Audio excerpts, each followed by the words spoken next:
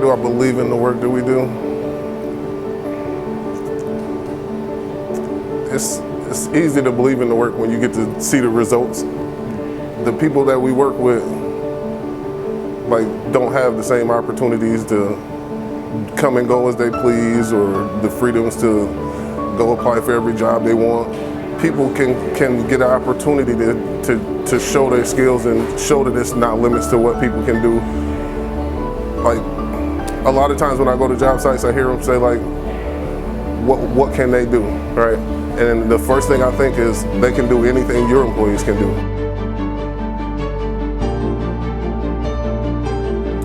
Well, we're a local nonprofit, so we rely on support of the community and volunteers to do what we do. And the fact that the volunteers from the ARC are here consistently is very beneficial to us. And they've become an essential part of our program running the way that it does.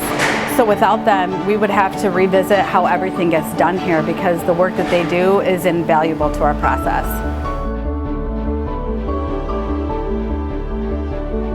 It's really nice to have the ARC troops come in here and offload some of the packaging that we have to do for one of our retail customers.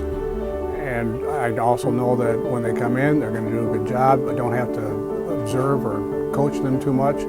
It's a great win-win for the ARC clients as well as for the company. It's fun having them here, and they do good work. And everyone, as I said, everybody wins.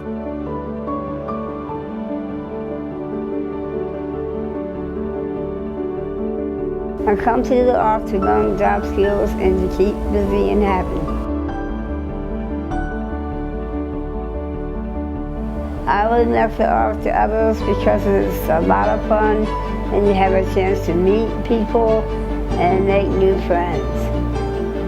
I have learned factory skills, dishwashing skills, housekeeping skills, how to check expiration dates on food, and how to get along with other people. Your turn. My turn. Hi, woo! I come to the ARC for something to do on a daily basis and then basically have a purpose in life. The ARC has helped me basically to learn or discover new skills, like with the stores, like helping out customers if they have questions and like help them stock items.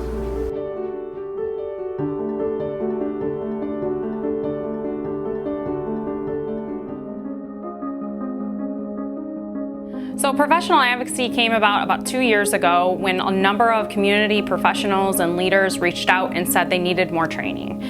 They needed more training on how to interact with a person with a disability in the community. And so the ARC of Calhoun County got together and we thought, well, how best can we reach a variety of people, a majority of people, in settings that are inclusive to them. So we go to workplaces, we go to event centers, we do presentations, we do a lot of public speaking around interacting with individuals with disabilities. Just this year, we've interacted with just under 1,000 individuals, and every year the number goes up. People are hungry for this information, they're hungry for this knowledge, and it's important that we as an advocacy organization are able to present this information in a very non-threatening manner. People are sometimes uncomfortable with things that they don't know, and that's okay. That's where we come into the picture, and we're able to explain to them why they can be comfortable around people with disabilities. They're no different than anyone else. And oftentimes, a lot of the individuals that we do trainings for, they already have the information and the tools. It just needs to be reinforced. So we started talking to a variety of groups of people, doing professional development seminars, and talking about what the law is, what are individuals' rights, and to stop making assumptions about people's capacities based on a label.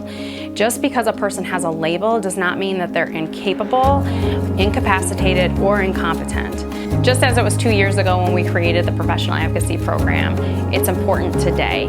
It's going to be important in 5 years. It's going to be important in 10 years. It's going to be more important in a few years, actually. And that is why we need your support. We need your support for a professional advocacy program to continue the work that we do in educating people about their rights and educating the community about the rights of others, people with developmental disabilities.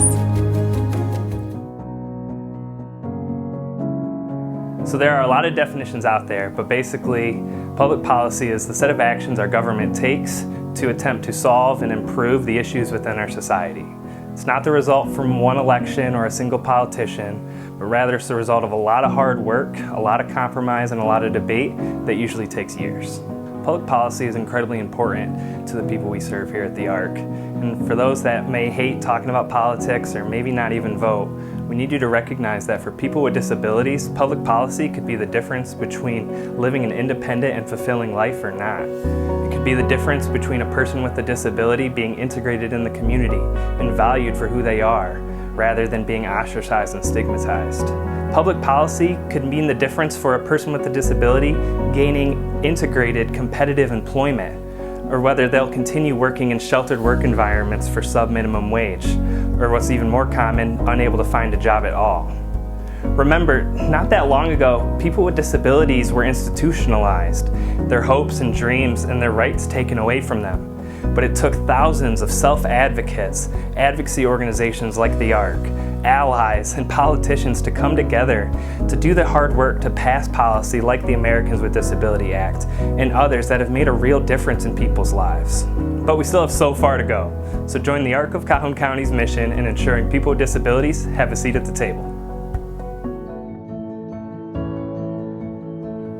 I think families need educational advocacy because navigating the special education system is overwhelming. There's a lot of pieces, there's a lot of laws, there's a lot of rights. The school functions in a lot of ways that are more typical for students without disabilities or without needs that are kind of atypical. And so advocacy helps parents kind of clear all that away and understand what their child's rights are, what they need, and what the school has a responsibility and a desire to do for each student.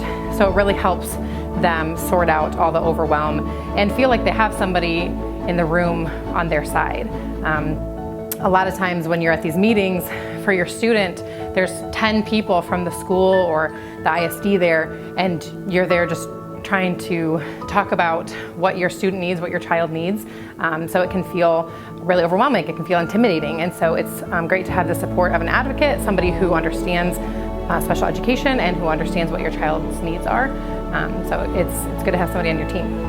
For educational advocacy, a success story is when the school and the parent, everyone on the team comes together in the best interest of the child and the educational needs of the child. And so, recently we had a school and a parent come together, and as the advocate, I was able to help the parent really identify what the needs of the child were, what the needs of their child were in the school setting, and get the whole team working together to think outside the box and make some changes and allow for some things for the student so that they could move forward educationally within the school with everyone working together. So I think a lot of times, when people hear students with disabilities or special education, they think that automatically means that the students aren't able to do something or aren't able to accomplish something, but really that's not true.